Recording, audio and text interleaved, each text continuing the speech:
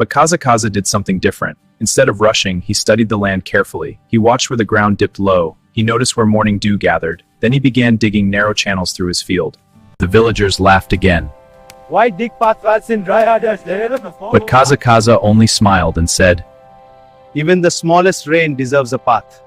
One evening the wind changed. Clouds gathered above the hills. Thunder rumbled like distant drums. Then at last the rain came. Not a great storm, only a short, gentle rain.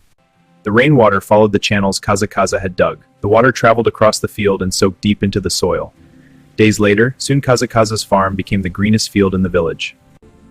Kazakaza, how did you know what to do? I did not know. I only watched the land and listened. The earth shows its secrets to those who are patient. From that day forward, the villagers learned to listen to the land just as Kazakaza had done. And even today, when children gather around the fire, elders farm who listen Kazarth.